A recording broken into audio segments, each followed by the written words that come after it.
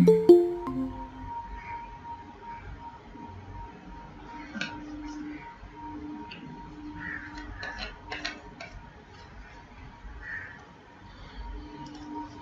Vikas, how are you?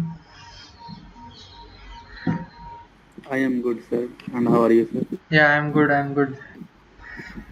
Where are you from, Vikas? I am from permanent address. Currently, where I am right now. Currently, from where are you? Sir, currently I am from Chandigarh, Peck University of Technology, Okay, okay. Punjab. You are in final year BTech? Yes, sir. I am in final year. Okay, okay. Good. Yes, yes.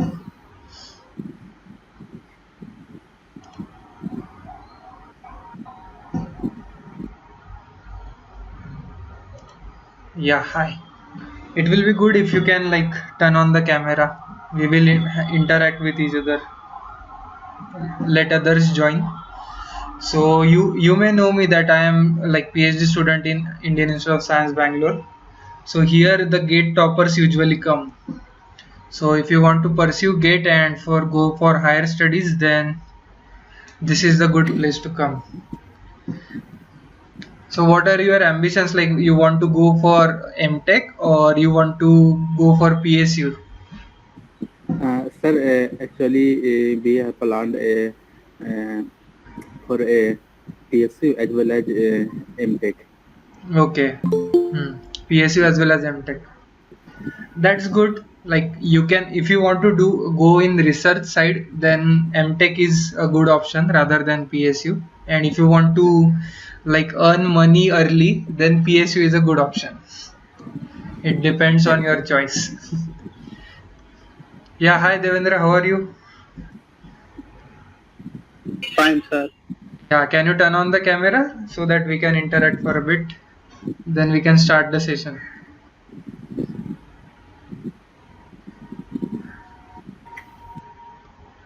Like it's up to you. It's not a compulsory thing.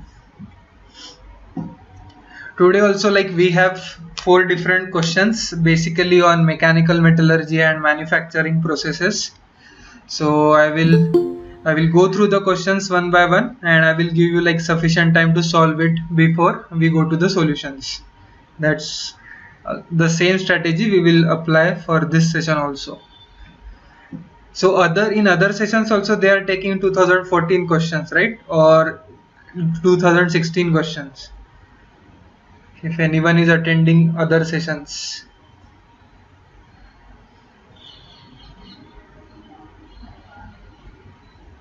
You are muted Vikas. Sir, 2014. 2014 they have started. Okay, fine.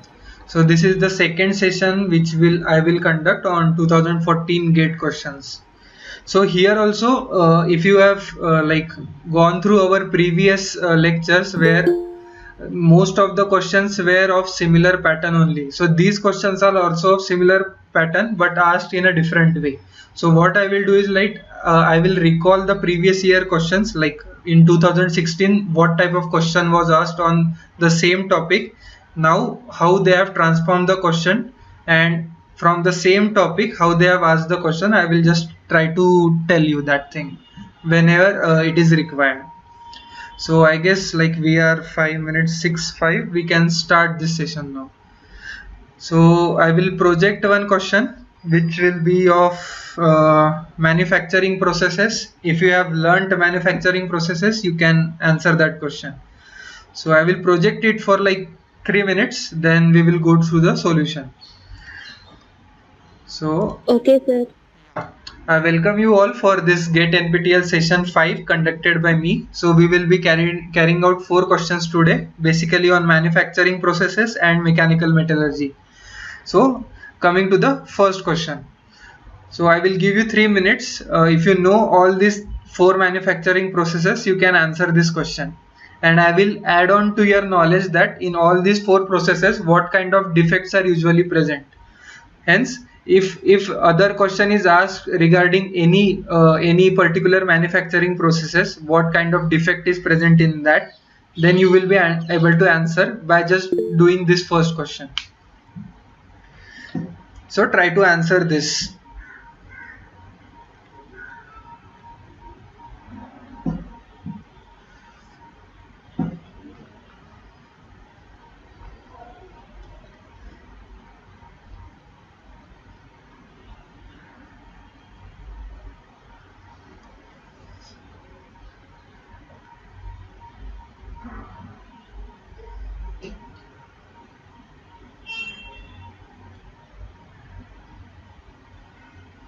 Deep drawing is a process where you have a punch and you have a sheet and you are pushing that sheet using a punch. That is deep drawing. In rolling, we have two rollers and you pass the sheet between the two rollers and you reduce the thickness. Forging is basically you have a ram and you have a metal workpiece just below that ram and you are pressing that workpiece using ram, that is forging. And wire drawing is basically you take a cylinder and you just pull through a hole or a nozzle and just to reduce Excuse the me, sir. thickness. Excuse me, sir. Yeah. Sir, have you shared the screen? No. Oh, just a second. I will share the screen. Thank you for reminding. I just forgot.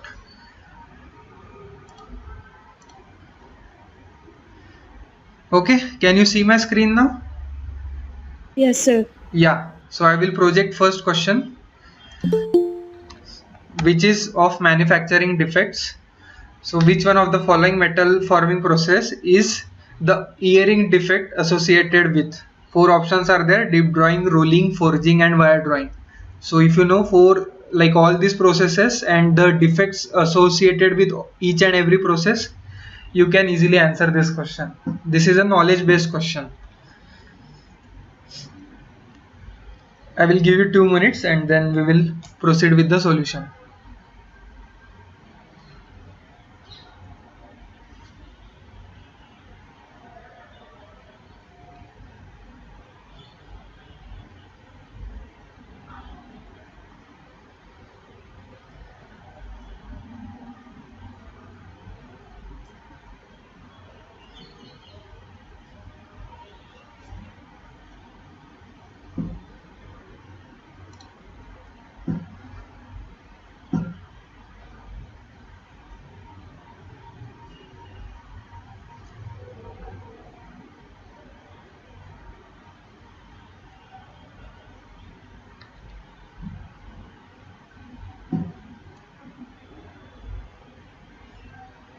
Also, I have given you here the reading material link. If you have not learned the manufacturing processes, then you can go back to these videos on NPTEL so that you know the concept.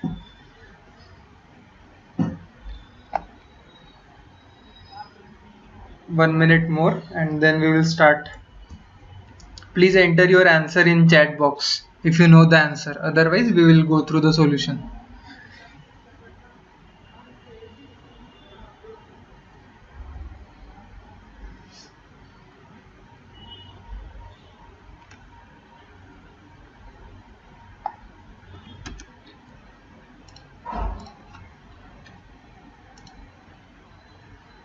A. Okay, cool. Anyone is like Manikan is asking, in some days I can't attend your session due to inconvenience of time. Yeah, so I am uploading like in YouTube, on YouTube you can search Swanand Telpande and there you will find all these videos. Like I am uploading every video of every session. So till now I have conducted 4 sessions. I have already uploaded the videos of 3 sessions. Now after completing one more session, I will upload further 3 videos on YouTube. So you can search. I will just write. You can search my name. I have put my name in chat box. So you search on that.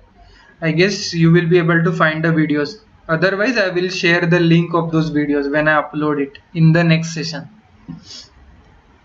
Is that fine, Manikan?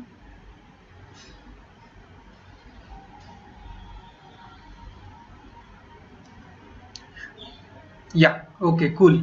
So, most of you answered A. So, we will go through the solution.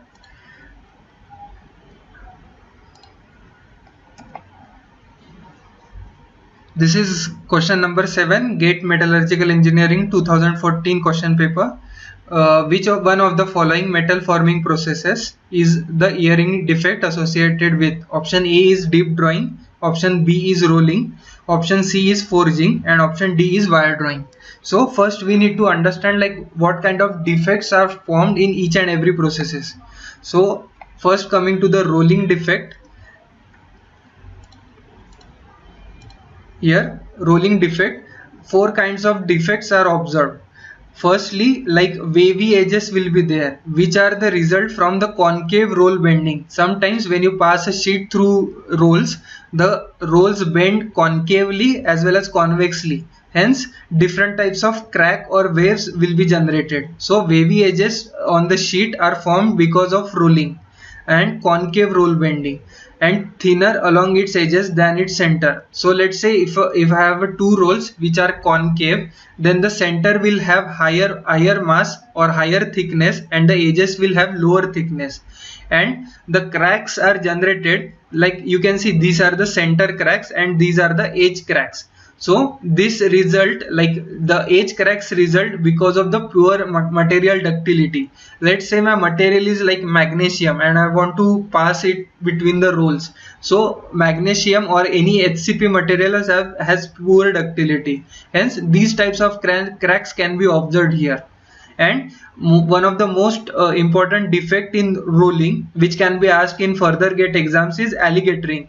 This is because, like let's say if I have a thick sheet and I am passing it through the rolls, what happens is like only the surface of the work is deformed and the bulk of the workpiece is not deformed, which leads to like opening of that workpiece, which resembles the alligator opening its mouth.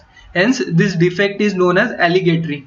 So these are the kind of defects which are usually encountered in rolling. Now coming to the forging defects.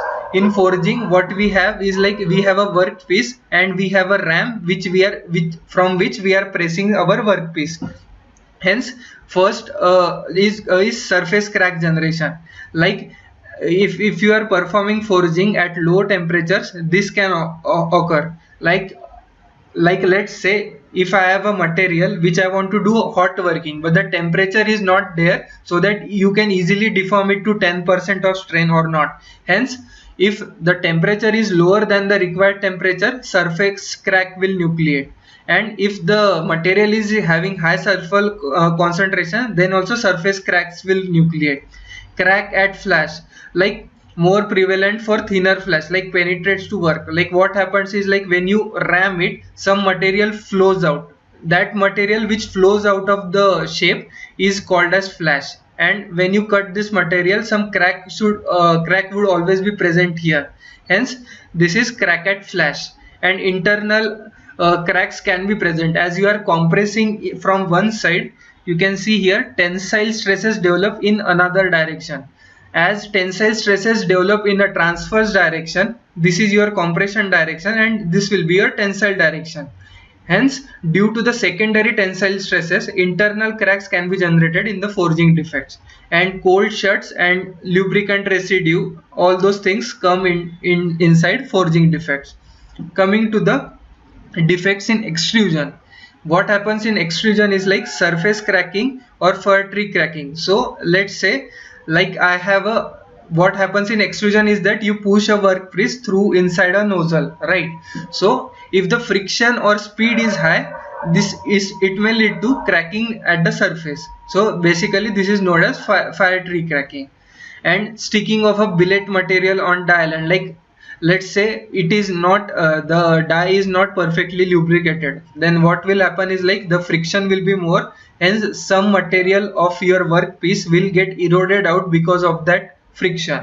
Hence the material streaks, pressure also increases and the product stops and then starts to move away. So if you do extrusion, it should be a single flow process rather than start stop. If this thing occurs, then fire tree cracking usually occurs.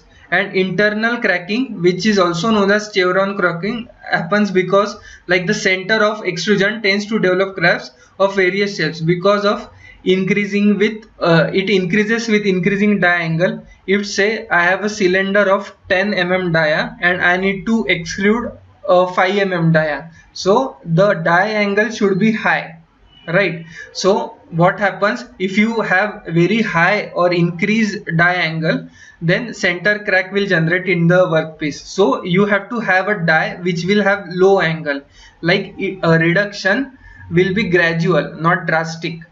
and increases with impurities. Let's say I have a material with lot of impurities, then these impurities act as the crack generating sites.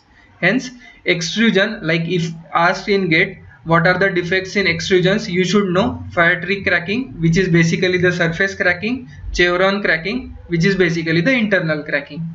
Now coming to the drawing defects. So what happens, this is basically deep drawing defects.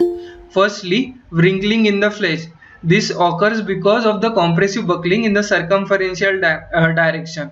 As you are like punching a sheet, like you can see here, as you are punching the sheet, so the surface of this will wrinkle. This will lead to wrinkling in the flange, and wrinkling in the wall means this thing, option B. And tearing, so sometimes what happens, like you exceeded the pressure sometimes, so what happens, the tensile stresses which are occurred here near the die will lead to generation of crack, which is basically tearing because of high tensile stresses. And earring, what is basically earring, let's say I have a sheet which is firstly rolled, so it has some texture on it. So if texture is present in the material is basically anisotropic, so it will behave differently in different directions. So what happens when the sheet is anisotropic is like, after punching or after deep drawing, you will get such kind of structure. So this wavy nature, after you have drawn a cup using deep drawing, this wavy nature is represented as earring, and it is basically caused because of that the material is anisotropic. And if the punch and die are not smooth, let's say the die is rough, hence surface scratches will be there which can nucleate crack at a later stages. So these are the defects associated with drawing. Hence the correct answer for this question is A, deep drawing, which I guess most of you have answered. Do you have any doubts regarding all the defects of all the processes?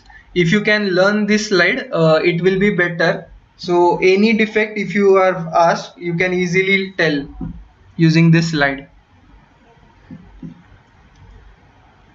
Any doubt regarding the defects related to manufacturing processes?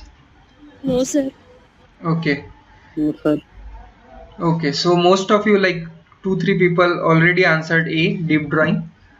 So this slide will help you to know all the defects of all the manufacturing processes, and will help you if another question of manufacturing defect is asked. So what I will do is, like, now I will project a second question and you try to answer that question. Then we will go through the solution.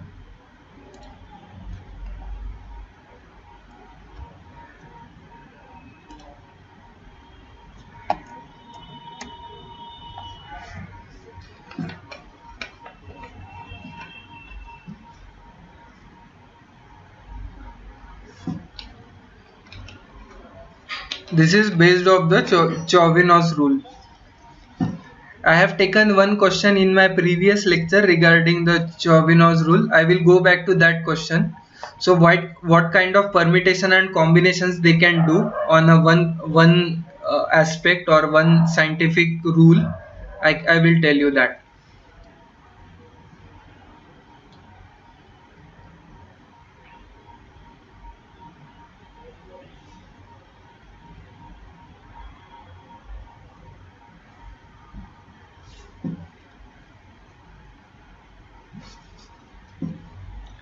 Try to solve it in 2 minutes.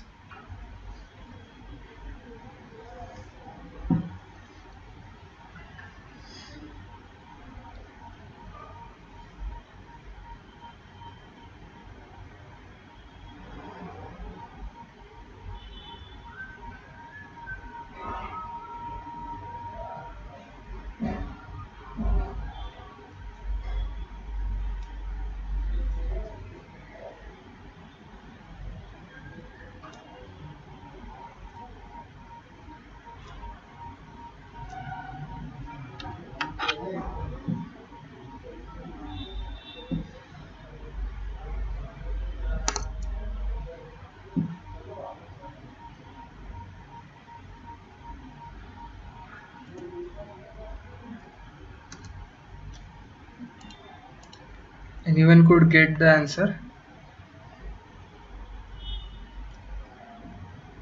I will project the last time one question I have solved regarding the same thing.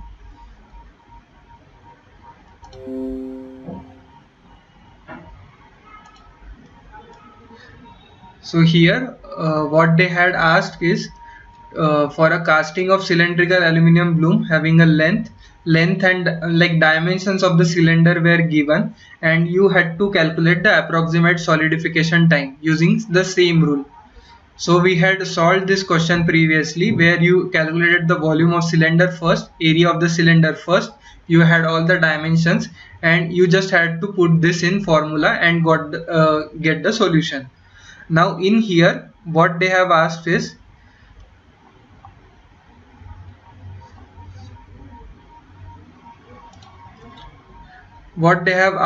basically they have given that the thickness of solidified layer after 2 minutes is 3 centimeter.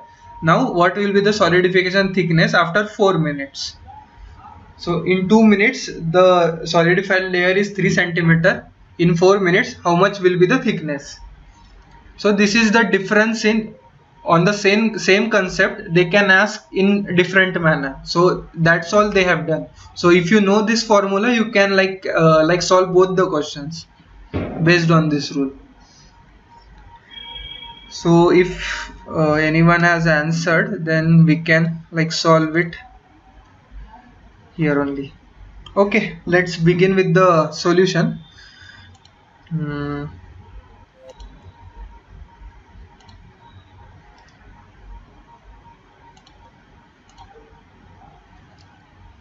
Okay, so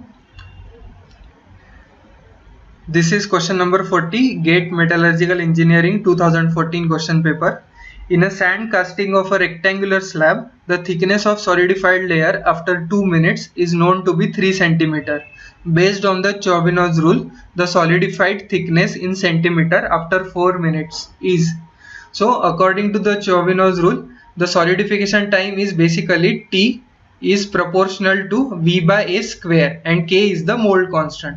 So basically V by A is proportional to thickness. So we can assume that T, which is time, is proportional to thickness square. So what given is like in 2 minutes 3 centimeter solidifies. So we have T as 2 minutes. So let's consider T1, which is time, as 2, and the solidified thickness I won't name it as T, I will name it as D. Okay, and D1 is 3 centimeter. So we have to find out T2 for D2, which is basically we are given T2 which is 4 minutes, and we have to find out D2 how much the solidified thickness is there in centimeter. So basically we will divide this. So what happens, T1 divided by T2 is basically 3. I will write first D1 divided by D2 square. Mold constant will remain constant, so it will get cut. So which is basically 3 by D2 whole square, and T1 by T2 is 2 by 4, which is half. 0.5 is 3 by D2 square. So D2 is basically, so I will take D2 here. D2 square is basically 9 divided by 0.5, which is 18. So under root 18 is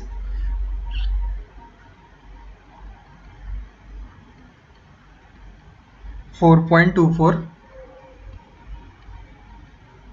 minutes.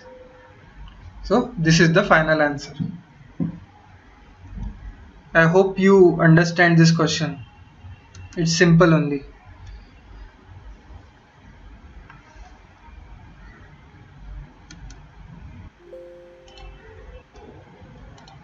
Any doubts regarding this question?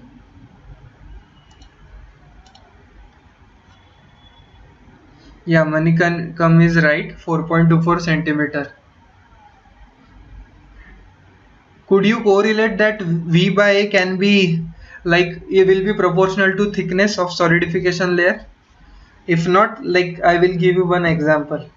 If it is clear, then we will proceed to next question then. How V by A can be correlated to thickness?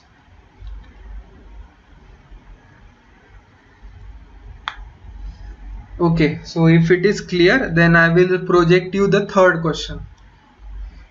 I will give you 2 minutes time, then you can answer that.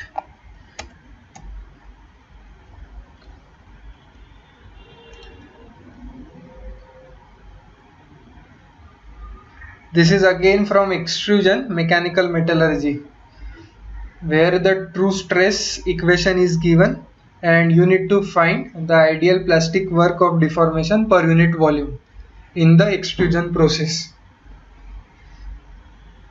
I will give you 3 minutes.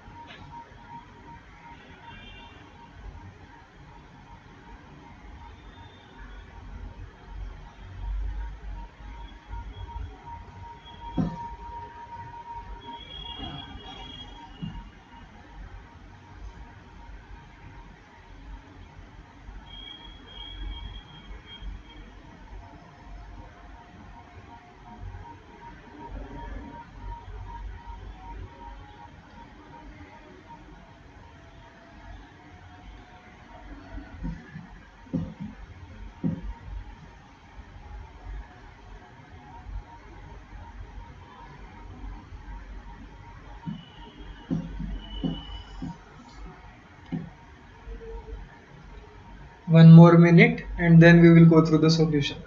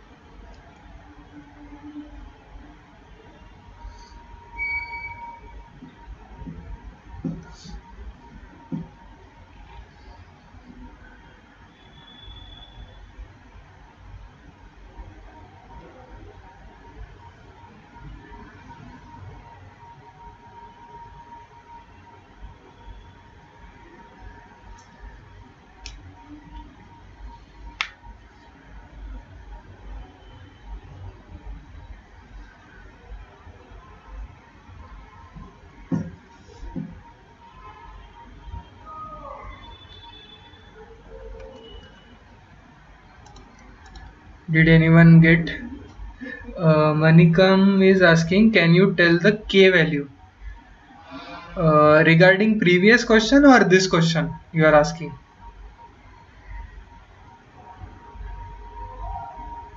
In earlier question, K was molds constant.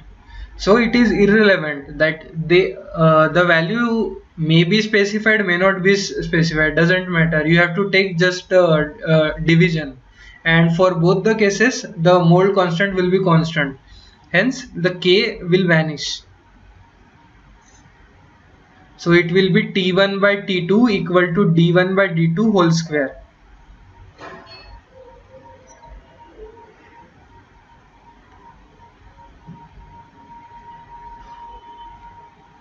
Okay, Manikam.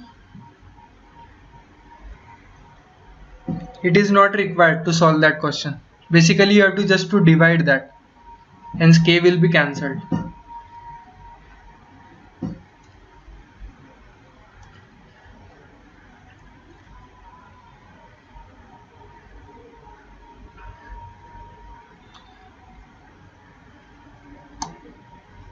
One thing you guys can do, like in like what I focus on is basically manufacturing processes, mechanical metallurgy, dislocations and everything, some questions of crystallography. So when Wednesday session is there, you just revise few concepts of those things, so you can answer these questions beforehand.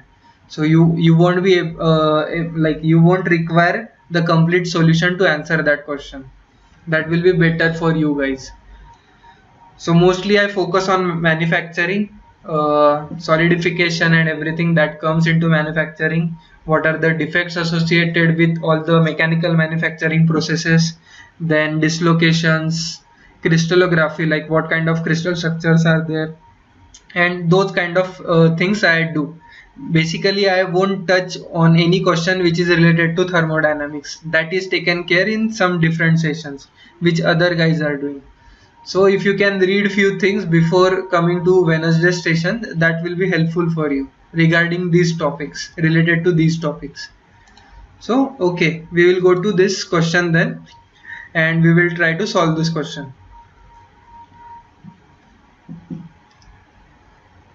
I will solve it in front of you only, so you will know how much time it takes to solve this question. This is question number 49, Gate Metallurgical Engineering 2014 question paper.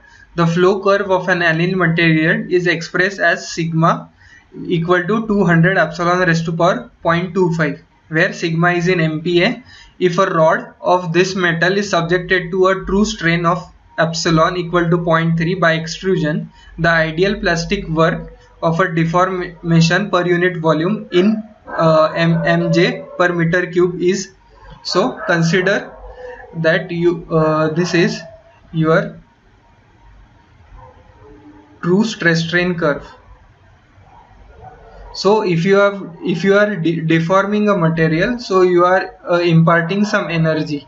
So this equation is given, which is basically sigma equal to 200 epsilon raised to power 0.25, which is basically Holloman equation. If you have learned this equation, which is k epsilon raised to power n, where k is the strength coefficient and n is the strain hardening exponent. So we have to calculate using this, like extrusion, like till 0.3%. So let's say this point is 0.3. So the ideal plastic work of deformation per unit volume, which will be basically this area.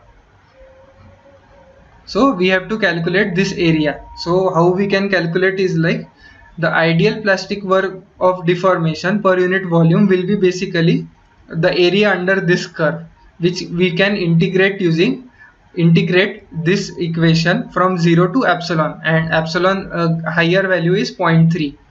So which will be equal to 0 to 0.3.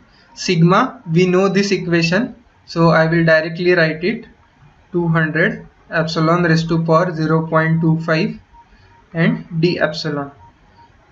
So this will be 200 epsilon raised to power 0.25 plus 1 divided by 0.25 plus 1. This is basic integration formula I have applied. So this will be 200 divided by 1.25 epsilon raised to power 1.25, and we know the value of epsilon, which is 0.3, from 0 to 0.3, since like no need for subtraction. So 200 divided by 1.25, 0.3 raised to power 1.25. So I will calculate it.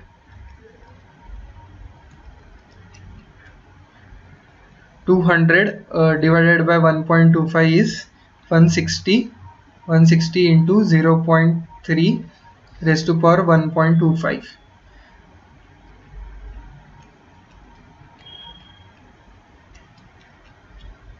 which comes out to be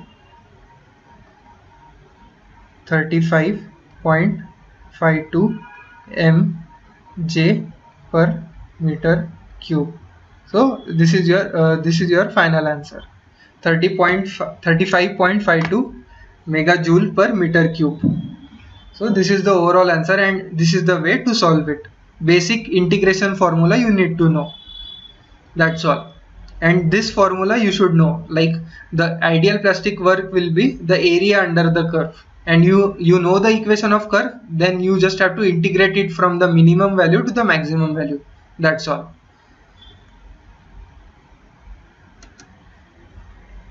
I hope this is clear. Yes, sir. Yeah, good. So some basic formulas are required. So I recommended you last sessions, in previous sessions also. I will recommend you today also that you just have one sheet where you write all the formulas which are required. And as we are solving the previous year gate question answers, you know which formulas are required.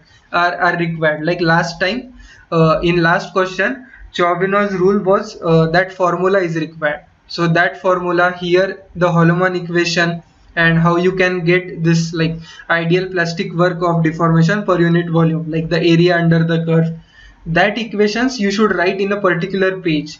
And you can have different pages for different subjects, like physical metallurgy, all the formulas in one sheet, mechanical metallurgy, all the formulas in one sheet, like that you can do. Thermodynamics, all the formulas in one sheet. So when you are solving mechanical metallurgy question, if you if you have that sheet with you, you will be able to jot down all the formulas also, and you will be able to recall that formula also easily while solving the questions. So that one assignment, or let's say one exercise you can do, so that you can improve better in these things.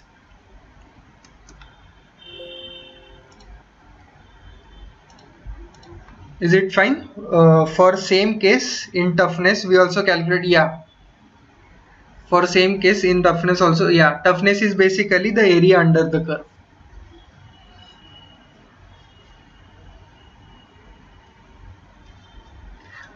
The work done is basically the energy you put into, right. The plasticity is because of the energy which you are giving through in a material. And you are like in extrusion, what happens is like you have a block and you are pushing that block through a die.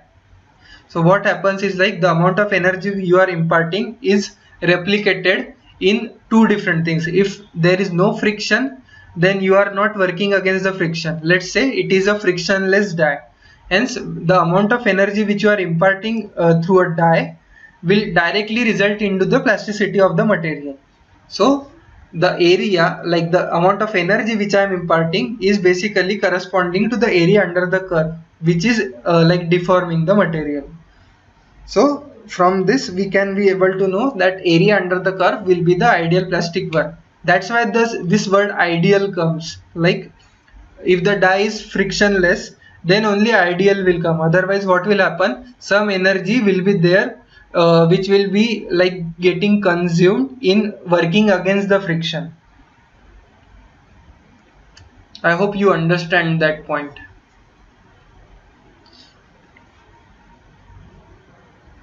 Okay, cool. So we will have last question for today's session. If you have any doubts on this question, you can ask.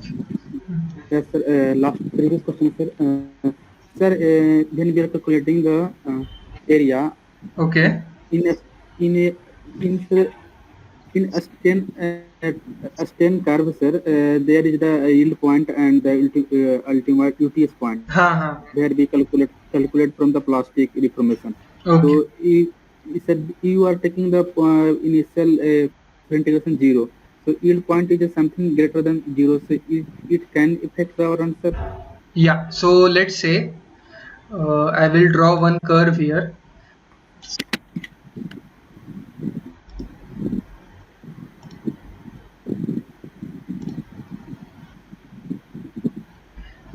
I hope you know like how the yield stress is calculated, right? So if I have a engineering stress strain curve, it will go like this, and Yes. 0.2, 2. right? Yes, sir. This will be your this thing, means the strain will be 0.002. Okay, Yes. so if this you replicate here, it will be near about this only. So we can assume it to be like it is not there also. So like this, the curve will be like this only. Okay, I sir. hope you got that point. Yes, sir. Why we have taken this? Yes. Okay. So this curve will also be like this only. I have shown the plastic behavior regime only here. So let's consider these two things.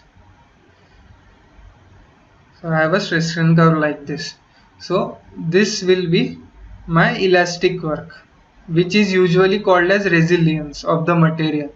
Okay, and this whole area which comes Toughness.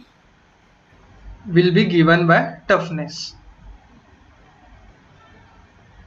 So if you consider this area and you consider this large area, which is basically like 0.3 is like 30% of your strength.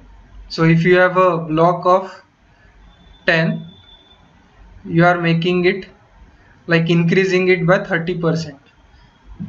So it is very large. So you can neglect this area as compared to this huge area. I hope I am clear.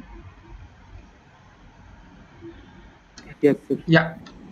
Okay. So coming to the final question of this session, I will just project it.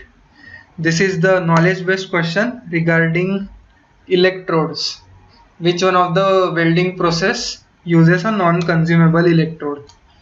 So if you have studied all the welding processes, then you can easily answer this. Just refer to metal joining NPTEL videos. You will get all the joining processes there.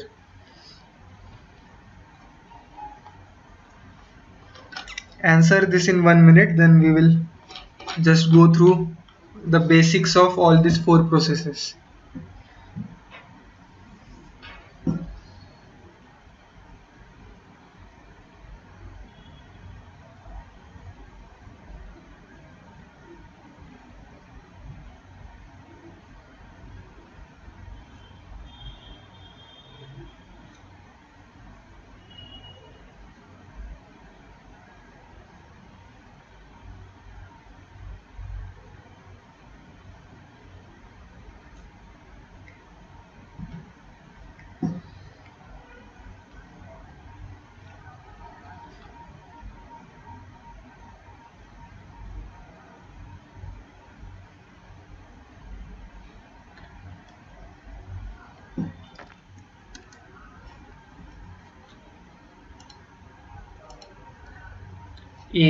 Okay. Okay, we will start with the solution.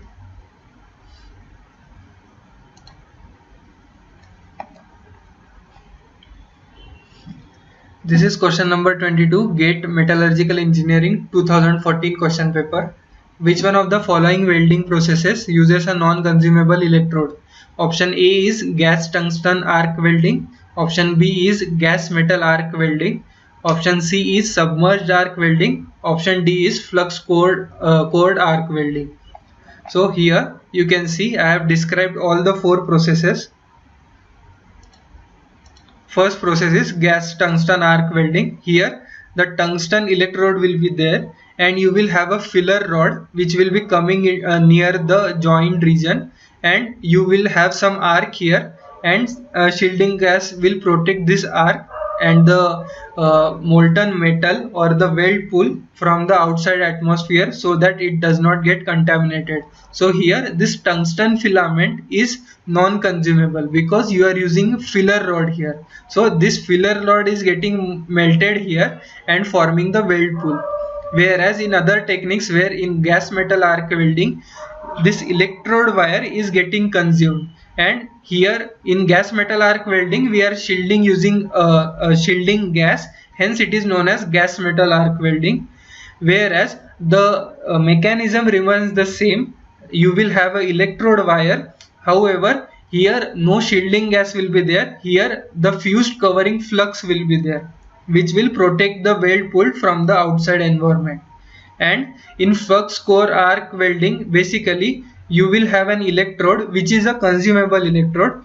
On that, the flux core electrode, like the flux will be coated outside the electrode, so that here this is not required, like this like the fuse covering flux which is additionally put is not required in this flux core arc welding. So here in all these four processes, in three processes the electrodes get consumed, and we have to supply, like you can see using these drive rolls we supply additional electrode. This electrode wire is also fed continuously, as because it is consuming here. In this process only the tungsten electrode is the electrode which is not consumed, and we are using filler rod rather than an electrode which is getting consumed. Hence the correct answer is option A, gas tungsten arc welding. I hope these four processes are clear. How shielding is done with different types.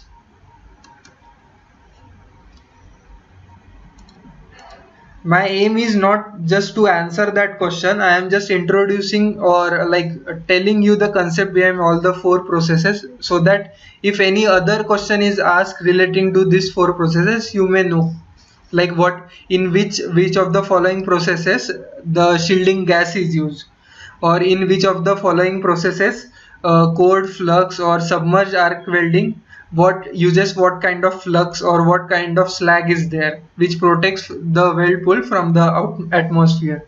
So if this kind of questions which are like somewhat similar can be asked, you will be able to answer the question. So I hope you correctly guessed, only three of you correctly guessed. Difference between the flux cored welding and, okay, so here what happens is, like in flux arc welding you are melting both. Here the flux is just coated outside the electrode, so here both the things are there. So for that the flux which is present on the outside of the electrode is getting deposited on the outer region, and here this flux is additionally brought in. So here you can see this is the electrode wires which is not containing any flux, so you have to create this region additionally. But in there if you are melting the electrode or causing arc there, this the flux which is like on the outer edge of the electrode will automatically shield it, and because the shielding is done by the flux, the gas is optional. Here you can see it is written that the gas is optional, it is not required because of that. So here additionally you are using flux, fused covering flux. Here on the electrode only it is there, hence we don't require additional fused covering flux here. In the lectures you will get to know more differences between these two processes. I have just like told you with the diagram what are the major differences in both the processes. I hope this is clear.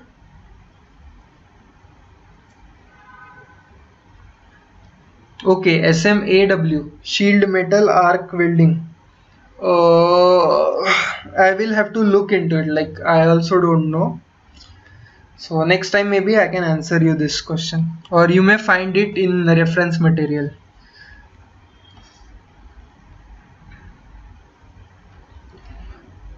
Okay, any more doubt in today's session before I summarize?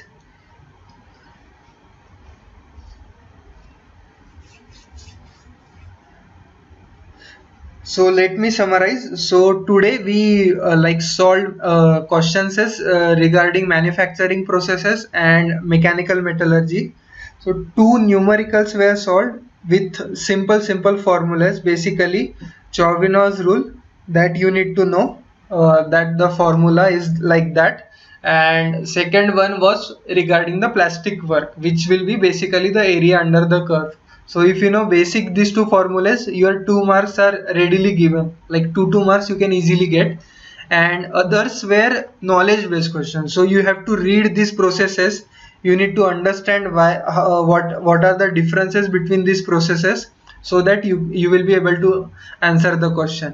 And in manufacturing, I took a question where I explained all the defects in all the manufacturing processes. So let's say if in extrusion it is asked like what kind of defect is present in extrusion, so you will know that it is a fire tree cracking or chevron cracking, that you should know. Or in which of the following processes fire tree cracking is there, so you should know that thing also. So I have tried to cover all the manufacturing processes and their defects. Along with that, we could solve two more numericals based on simple formulas. So I guess, I hope you understand, hope you were able to understand today's session. And we will like proceed with 4 more questions of 2014 gate paper only, and then we will move to 2012 gate paper. I hope this is clear.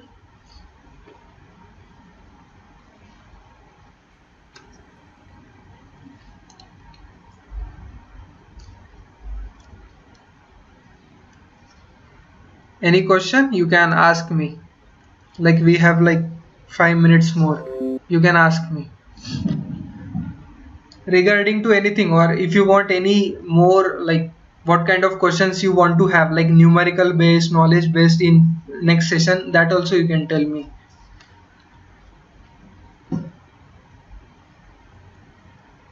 So I have a question, sir. Yeah. So what is the effect of temperature on stream weight? And in hot working process, why the value of N is 0? How can we neglect the value of N? Value of N is not 0, it reduces actually. So I will like again tell you. There is some concept of the dislocation motion type. So can you explain in this way? So I will just brief you, so you will be able to like know the concept. So on this slide I will do that.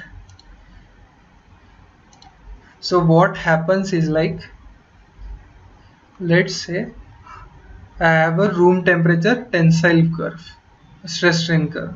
So it goes like this and it will go like this, and this will be defined by N, how much hardening happens.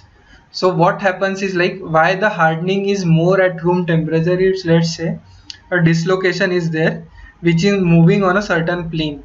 Now it encounters one obstacle.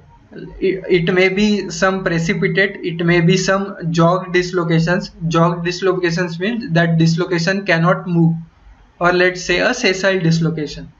I hope you understand these words, sessile, glissile. Yes, sir. Yes, sir. Yeah. So yes, sir. If a gliding dislocation appears here, like encounters this dislocation, these two dislocations will interact with each other. So what will happen is, like, this dislocation cannot easily surpass this dislocation. So let's say this is at room temperature. This T is at room temperature. Now take case of T2, which is well above the room temperature, let's say 500 degrees Celsius. Now this dislocation has enough energy to surpass this dislocation, either by dislocation climb or either by cross slipping. You know dislocation climb and cross slip, right? Yes, sir. Yes, yeah. Sir. So from this plane it needs to go to another plane where it can again start gliding. So either this can move out of plane by dislocation climb, which is a temperature control phenomena, or either it can go it can just cross slip and just move. Hence this plasticity. So let's say in the room temperature, the stress required for this dislocation to move like go around this dislocation will be higher, because thermal energy is not there. And in this case what will happen is, like, it already has a certain amount of thermal energy, so the sigma required for this dislocation to jump or cross over this dislocation will be less. So what will happen at this will be, this curve is at room temperature. Now what will happen is like this will be like this, because you require now lesser stress. You require lesser stress for plasticity to occur. Hence the flow stress, when you increase the temperature, the flow stress is basically where more number of dislocations start moving in the material. Till this point, till yield point, no plasticity is there, hence your dislocations are stationary. As soon as this stress is reached, the dislocations start moving and you will get the plastic deformation. So let's say this is at room temperature and this is at higher temperature. That's why less stress is required for plastic deformation to take place, because of the thermal energy component with the dislocation. Hence your strain hardening exponent decreases with increasing temperature. That is basically the funda. Yes, sir. Got it? Yes, sir, I got it. Yeah. Okay. Any other doubt?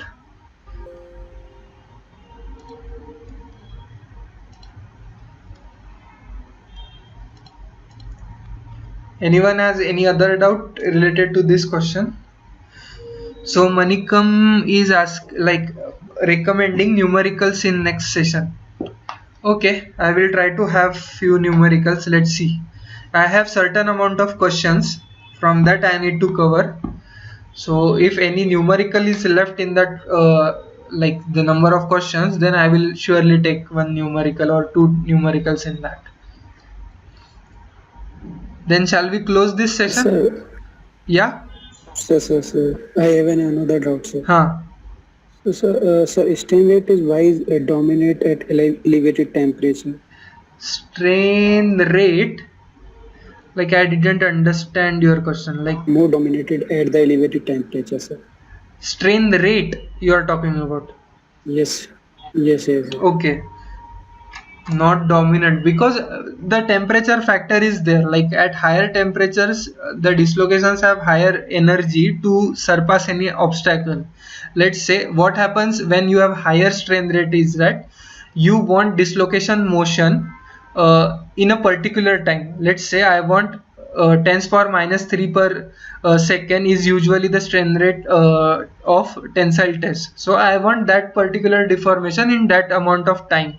So the dislocation needs to surpass the obstacles to get that strain achieved in that particular time. Let's say I am at higher temperature. So in room temperature, I will require higher stress to get that strain in that particular time. Whereas at higher temperatures, when you want that particular strain in the same time, you will require lower stress. Hence, when you increase the temperature, the strain rate effect decreases, and when you go below the room temperature, it will enhance, because you will require more and more stress to get the dislocations moving and avoiding obstacles to get the same strain in that time. I hope that is clear, Chintu. Okay, sir. Yes, sir. Yes. Yeah, it is basically everything is all the plasticity is dependent on a moment of dislocations and their interaction within a grain, with other dislocations, with precipitates, with grain boundaries, and also like all those things come into picture. Okay. Okay, sir. Yeah. So, sir, it would be right, like if we say if a temperature increases, so dislocation interaction will be less. It will be more, but what happens is more, let's say you are doing basically only annealing. So annealing has a particular temperature, right? let's say I'm doing annealing of steel, so it is usually done at 800 900 depending on you want to do solution annealing or just stress relieving. Let's say I am doing a stress relieving treatment only. So recovery recrystallization occurs. What is basically recovery and recrystallization? It is basically annihilation of dislocations and for point defects. Yeah, point defects and everything. So what happens is, like, if you give a temperature higher, let's say I am doing annealing at 200, I am doing annealing at 400. So my annealing will be good at 400 degrees Celsius because the dislocations are interacting in a better way, right? That's why they are good. That's why they are getting annihilated. So at higher temperature, dislocations will interact more. That's why we are taking a material to a higher temperature for annealing. Otherwise, these dislocations are stationary. If these dislocations are stationary, nothing will happen in material. Okay? Yes, sir. Yeah. But sir, if dislocation interaction will be more, then strain hardening will be more. No. But you have told that at high temperature the stress will be less. That is two different concepts. Like interaction will be more. Let's say I have, like I told you in one aspect, I will tell you in another aspect. So let's say here only.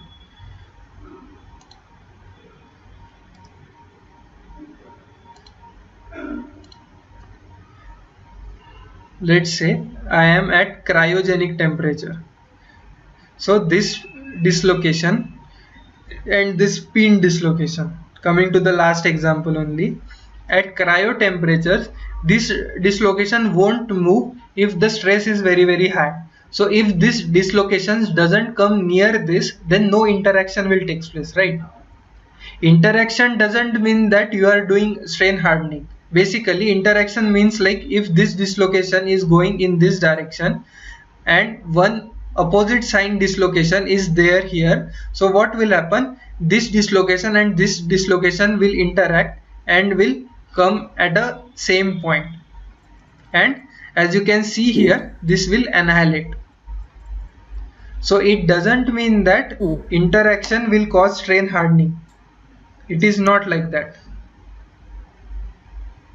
Okay, sir. But sir, I have studied in the Jolly data book. Okay. There will be mentioned that the reason of the strain hardening is dislocation interaction, and if dislocation interaction will be more, then the strain hardening will be more. No, it is. That's why I was like, asking you. That was a basic thing. When you will, like, learn mechanical metallurgy in, like, upcoming, like in MTech or so, then you will understand this is like annihilation is also dislocation interaction. So the dislocation, like on broader aspect, you will say, like, okay, let's if precipitates are there in my material, then dislocation will interact, it will cause strain hardening. But this is also some kind of interaction only, like the opposite dislocations will interact with each other, they will come just above and below each other and they will annihilate, which means that the overall dislocation density will come down because of interaction of dislocations. So sir, when a sessile dislocation repel the motion of the other dislocation, so sir, what should we say this process? Again, like we have one sessile dislocation. So sir, he will repel the motion of the alag grisile dislocation. Let's say so this phenomenon. So let's say I have a so I will again. Sir, first case there on the there page. So if sessile dislocation is there, you are saying, like, one sessile dislocation is there, then so sir, he will become an obstacle to the dislocation which are moving on the slip. Exactly. So sir, this phenomena, what should we say for this phenomena? What is the term we would say for this phenomena? It is not a phenomena. It is basically comes in the broader domain of interaction of dislocations only, where a moving dislocation can encounter a static dislocation. Moving dislocations can encounter a dislocation which is moving in opposite direction, means basically this has a negative sign. So there will be different of interactions, so we cannot term this it is basically, you can say, a dislocation coming towards an obstacle. That's all we can say. Yes. And if you have studied interaction of dislocations, there you may see jogs will be formed, kings will be formed, kings form on a same Yes, sir. plane, jog form on a different plane. These all things will be given in detail, so you can study that. Okay, sir. Okay, Thank you, sir. any further doubt? No, sir. Okay, if there are no further doubts, then we will stop this session for today, and we will continue next Wednesday from 6 to 7. Okay then, bye guys, see you next time.